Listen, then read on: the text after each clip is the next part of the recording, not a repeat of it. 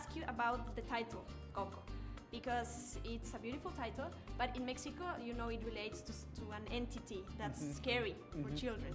So how did you decide to use that title at the end? Well, we were aware of that. We knew about Coco, the kind of the scary Coco, but that was never what this movie was about. But I don't know, I think I liked that there was a little bit of a mystery about it. And then I think there's still a lot of mystery for people about why the film is called Coco, even though people now know that Coco is the name of Miguel's great-grandmother, who he lives with. They still don't know why she's so important that the movie would be named after her. And that we can't tell you today. No, you'll have to see the movie. I like that it comes from Socorro. And I think it's an old-fashioned name. And then it so happened that one of our consultants' mother was named Socorro, so it was kind of a coincidence. I don't know. I love that.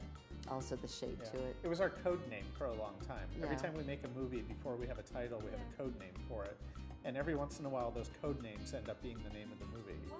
And that was the case with Toy Story. It was never supposed to be called Toy Story. That was just a code name. And Brave.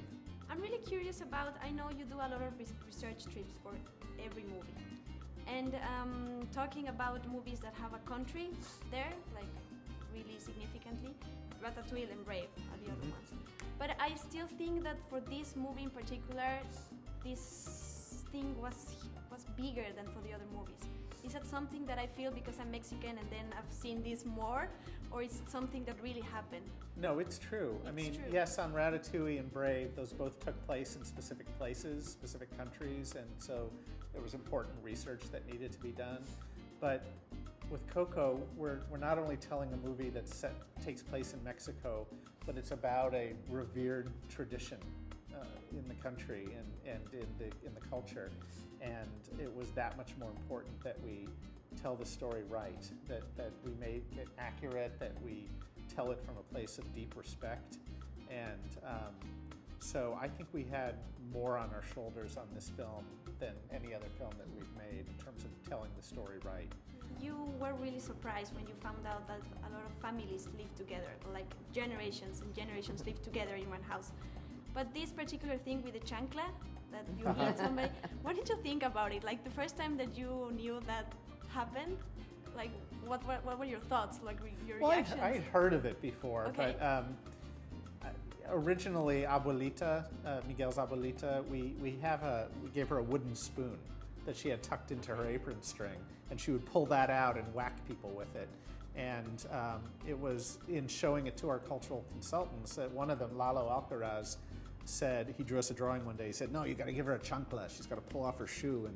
And we thought, oh, that's so perfect, A, because it's accurate, but also Miguel lives in a family of shoemakers, so it just seems so perfect to have her do that. Talking about the John Ratzenberger tradition, yes. What about that?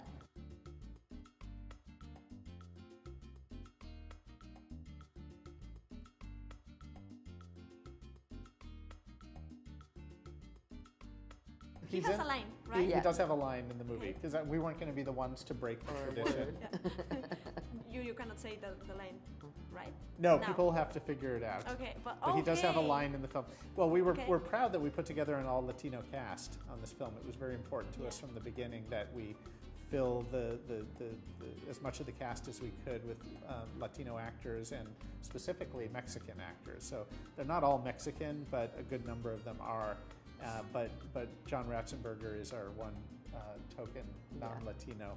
But again, he's been in every movie we've ever made, so I needed to find a line for him. He was very excited to be a part of it. Yeah. Okay. So. Talking about Gael, what was the thing that attracted you to him? Because we have a lot of Mexican actors. I mean, it could have been anybody. Yeah. But we looked at a lot of different people. We looked at so many. Okay. We looked at a lot of different people. I've always loved Gael. I've been a fan of his for many years. I've seen most of his films. And so he was always on our short list of people who could play Hector. But one of the things that I didn't know is whether Gael could do comedy. Because he'd been in a couple of comedies, but they were kind of quirky films, and I just wasn't sure that he could do it. And luckily, thankfully, the heavens have a way of aligning from time to time, that right when we were trying to figure out how to cast the part of Hector, Gael started doing the TV show Mozart in the Jungle, and which is a comedy, and he's very, very funny in it. And the more that I watched, the more that I was certain that we had found our Hector. So we approached Gael and kind of pitched him the story, and thankfully he immediately was enthusiastic and excited about doing it. And the moment we started recording him, we knew that we had made the perfect choice for the part.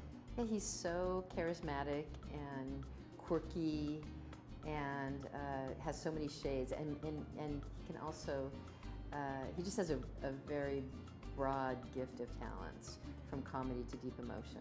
Talking about Dante, do you have any story about your research trips in Mexico where you saw a dog and then that dog followed you, or like something happened that touched you with a dog?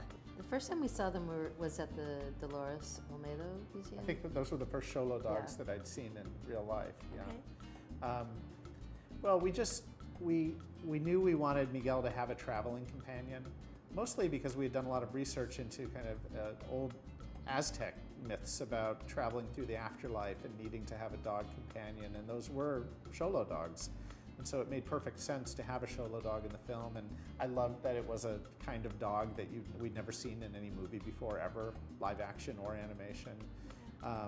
But then when we started going down to Mexico, and also there are a lot of people here who own Xolo dogs. We had a lot come visit the studio. Yeah. We just really fell in love with them. Yeah. They're not, they're strange dogs, but we wanted Dante to be a strange dog. Yeah, they're very strange. cool, but they're strange because they don't have hair, and that's they're unusual. Not fluffy, right? Yeah, yeah. They're not, like, But they're really, really interesting dogs, and we wanted Dante to be a quirky dog that was maybe outside the box and different than your average kind of standard cute fluffy dog. Yeah.